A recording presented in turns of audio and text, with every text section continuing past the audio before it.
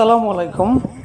দেশ ও দেশের বাইরে আপনারা যে যেখান থেকে আমার এই ভিডিওটি দেখছেন, আশা করছি সবাই ভালো আছেন, আমিও ভালো আছি। আসলে আজকে যে ভিডিওটি নিয়ে আপনাদের মাঝে উপস্থিত হয়েছি, আমাদের চুনারঘাটে আমাদের এমপি মহোদয়ের কাছে বিনীতভাবে অনুরোধ, আপনি ভিডিওটি দেখা মারতে অবশ্যই একটা অ্যাকশন নেবেন। আমরা জানি, দেখেন আপনি এই কতটি গাড়ি প্রত্যেকটা দিন এই আমরুট বাসতলা থেকে প্রত্যেকটা দিন হাজার হাজার গাড়ি যায়।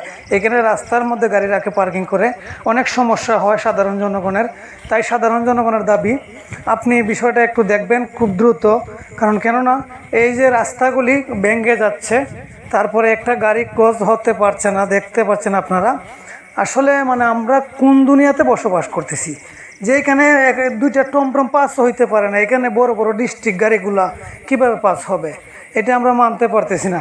তো সাধারণ জনগণের একটাই দাবি ব্যারিস্টার সুমন ভাইয়ের কাছে, যে আসলে আপনি সব জিনিসের মধ্যে কাজ করতেছেন, দয়া করে উপজেলার চেয়ারম্যান সাহেবকে বলবেন এই বালুর মালটা গাড়ি যাতে ব্যবসা করতে তারা অবশ্যই পারে, আমাদের কোনো সমস্যা নাই, গাড়িগুলো যাতে শৃঙ্খলাভাবে থাকে। এই যে আপনারা দেখেন কতগুলি রাস্তা নষ্ট হচ্ছে, আর একটা গাড়ির সাথে একটা গাড়ি যখন অ্যাক্সিডেন্ট হবে, এখানে যদি একটা দুর্ঘটনা ঘটে, এটা দার বা একটা কে নেবে, এইটার দায়িত্বটা কে নিবে যদি একটা মানুষ এখানে অ্যাক্সিডেন্ট করে?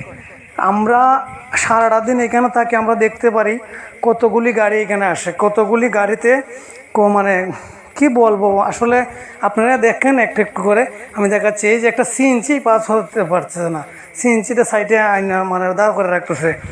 আর এখানে দিয়ে বড় বড় ডিস্ট্রিক্ট গাড়িগুলো আপনারা দেখেন, গাড়িগুলো কতটি গাড়ি এখানে, আপনাদেরকে কি দেখাবো। আমি সবার দৃষ্টি আকর্ষণ করেছি যে সবাই ভিডিওটা শেয়ার করবেন, যাতে এমপি মহোদয় পর্যন্ত পৌঁছে। আর এমপি মহোদয়ের কাছে আমরা আমরুটের মানুষের পক্ষ থেকে বা আমাদের চুনারঘাটের পক্ষ থেকে, চুনারঘাটবাসীর পক্ষ থেকে আপনাকে বলছি যে ভাই, দয়া করে বালুর গাড়িগুলো বন্ধ করেন, আর নয়তো এগুলো নির্ধারিত একটা স্থান দেন যে বালুর গাড়িগুলো এখানে রাখা যাবে বা এখানে পার্কিং করে রাখবে। এটা তো ঠিক না, কারণ সাধারণ জনগণের ক্ষতি হচ্ছে। তাই সুমন ভাইকে বলবো যে ভাই, আপনি তো মানবতার প্রিয়লা, আপনি তো জনগণকে ভালোবাসেন, জনগণের জন্য সব কিছু করতেছেন। তাই দয়া করে এই গাড়িগুলো রাখার মতন একটা শৃঙ্খলা করে দেন, নয়তো কোনো দিন দেখবেন দুর্ঘটনা হচ্ছে, তখন সময় এই দায়ভারটা কেউ নেবে না। আপনার কাছে এটাই অনুরোধ। আর ভিডিওটি যারা যারা দেখছেন সবাই ভালো লাগলে শেয়ার দিবেন। ধন্যবাদ। আসসালামু আলাইকুম ওয়া রাহমাতুল্লাহি ওয়া বারাকাতুহু।